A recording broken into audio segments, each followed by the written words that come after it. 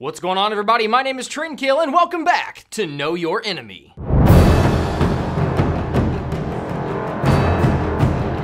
If you're new to the Know Your Enemy series, we take a look at a specific god in each episode. We then discuss basic information about that god and that god's abilities, and we also go over several tips that will help you out if you end up playing against that god. In today's video, we're going to be discussing Cupid, the god of love. Now remember, these are beginner's guides, so this is basic information. I can't cover all of the nuances of Cupid in one small little 10-minute video. However, if you think I've missed anything that is very important for a new Cupid player, then make sure you leave that information in the comment section below. And without further ado, guys, let's go ahead and get into the video for Cupid, the god of love.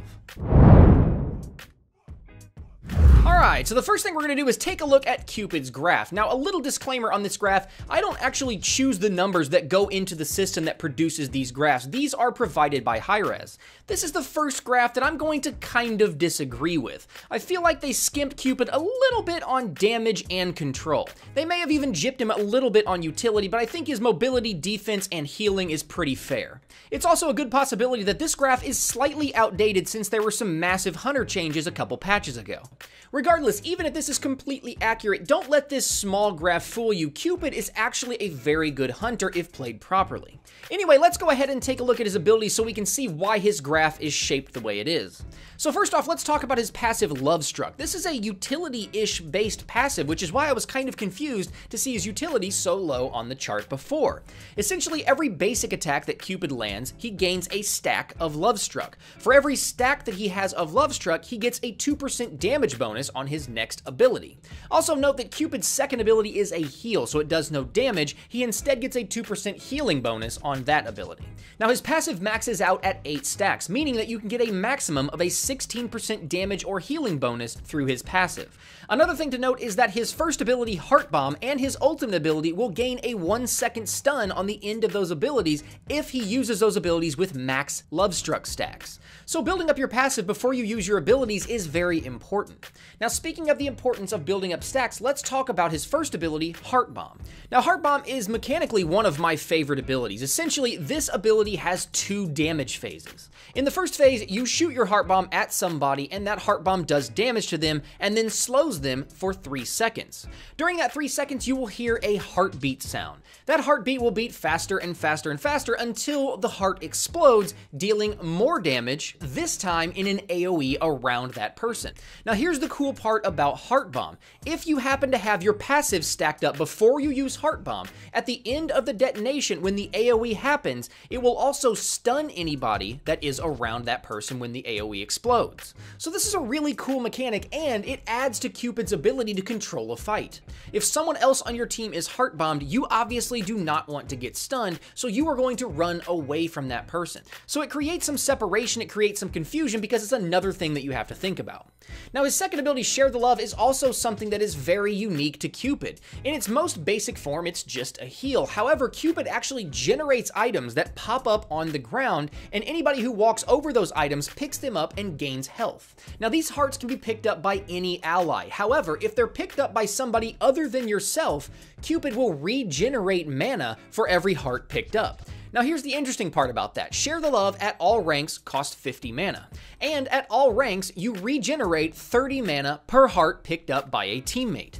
So throughout the game, every time Cupid uses Share the Love, he has a possibility of netting 40 mana, assuming all of his hearts are picked up by his teammates and not by himself. Now we'll get into why later, but that can be absolutely huge for your early game laning phase. Moving on to his third ability, Flutter, this is another Cupid ability that doesn't do any damage. It is, however, your escape move, and that escape move comes with a path that allows your teammates to move faster while they're in that path. And in addition to that, still, it gives Cupid an attack speed steroid of 30% at max rank. So given the situation, this can be used as an escape or as an amazing initiation. And finally, his ultimate, Fields of Love, this can be a very team fight changing ability. To my knowledge, this is the largest area cripple in the game. In addition to that, all enemies in the radius are slowed for 35 seconds, and at the end, it explodes and mesmerizes them all for 2.5 seconds. Now, all of that is not counting you having your passive stacked, which adds a 1-second stun to the end of it as well. So early game, if Cupid hits level 5 before you, my god, watch out. Alright, so in the mechanics section, we're going to be discussing some tips that are going to help you play against a Cupid. So if you're fighting Cupids in your games and you're wondering why you're getting beat by them, hopefully these tips will help you even the score. First off, let's talk about the fact that Cupid has the lowest health of any hunter in the game. Now to counterbalance that, he can heal himself and he's got a pretty quick escape. However, let's skip his 1 and 2, let's talk about his 3, Flutter, for a second. Even though his dash is quick, it also gives him an attack speed bonus, so you may see him use that aggressively. If Cupid uses Flutter aggressively to initiate a fight, remember that he's going to be fairly squishy and he has no more escape move. So while this is not true in every instance, every time, if Cupid has used his escape move, you can take advantage of the fact that he has no more mobility. So now let's talk about his actual abilities. His first ability, Heart Bomb, is the backbone of his kit. Now the weakness to Heart Bomb is that it's not like Anher's Impale or say Neith's backflip into shooting a weave with Spirit Arrow to blow up an entire wave. Heart Bomb stops at the first thing it hits. So it takes some finagling to hit all of the minions with that one Heart Bomb. It can be done, but it does take some actual focus rather than just throwing a spear and walking away. So let's say you're laning against a Neith, or an Anher, or a god like Amazenkob, who we haven't covered in this series yet. All 3 of those gods should be able to outpush you. So that is one weakness to Cupid's Heart Bomb. Now on the opposite side of that coin, if Cupid does happen to outclear you, it's very likely he's going to have a fully stacked passive, and it's also very likely he's going to be super aggressive with his Heart Bombs because he's got not only a ton of damage coming your way, but also a stun where he can land another couple auto attacks. Now this is even more amplified if Cupid happens to hit level 5 before you do and gets his ultimate, Fields of Love. Early on, Fields of Love is a massive cripple, does a decent amount of damage, slows you, making it easier for Cupid to land a Heart Bomb, stuns you at the end of it, assuming he's got a fully stacked passive, and then the Heart Bomb explodes for even more damage. Now to get out of Fields of Love, you're going to need at least rank 2 of Sprint or Purification Beads, and then it's still not guaranteed you're not going to at least get hit with the damage. It's very unlikely that you're going to have rank 1 in Beads or rank 2 in Sprint that early in the game, so odds are if Cupid can beat you to level 5 and is in an aggressive position, he's probably going to ult you into a Heart Bomb, which is more than likely going to kill you. So be very careful early on against an aggressive Cupid who is slightly ahead of you. Another interesting fact about Heart Bomb is that it has a 3-second duration before it explodes. However, that explosion will come early if whatever it is attached to dies. Meaning that if you are running through a wave of minions and there's a minion that is almost dead and Cupid Heart Bombs that minion will then explode instantly, damaging you and stunning you if he happened to have his passive stack. Now I'm not saying that every Cupid player you see is going to be actively using that to their advantage, but it is something that you should watch out for. And last but not least, when we're talking about Heart Bomb, do remember that the second damage phase of Heart Bomb shares the stun if Cupid happened to have his passive fully stacked. So if you happen to be the recipient of a Heart Bomb from a fully stacked Cupid, do remember that you should get away from your minions and your laning partner so that you do not share that stun and that damage. Now let's talk about Cupid's heal, his second ability, Spread the Love. This ability is vastly overlooked when you're playing against a Cupid for the first time. You may initially think, it's just a heal, and really it doesn't even heal that much early game.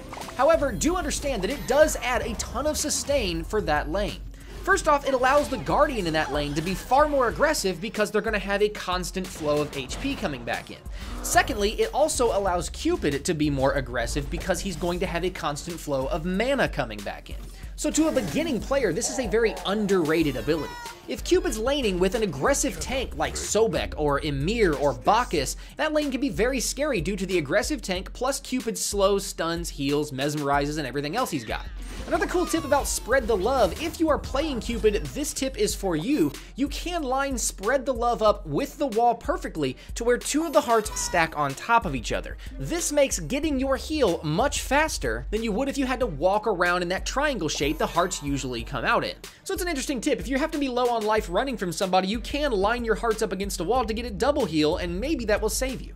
And last but not least, back to Fields of Love. We've already discussed most of what Fields of Love has to offer. However, do remember that if Cupid has his passive stack, Fields of Love will stun instead of mesmerize. Also, it's very important to have beads and or sprint.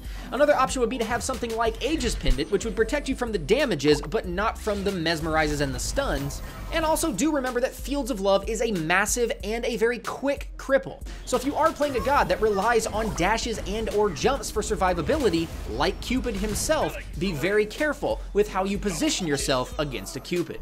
So there you have it, guys. Hopefully this video has helped you learn a little bit more about Cupid. Hopefully next time you see him in lane, you'll be a little more prepared to play against him. Anyway, guys, that's gonna do it for me. Thanks for stopping by and hanging out with me. Hopefully you come back next week when we're gonna be discussing Agni, the Hindu god of fire.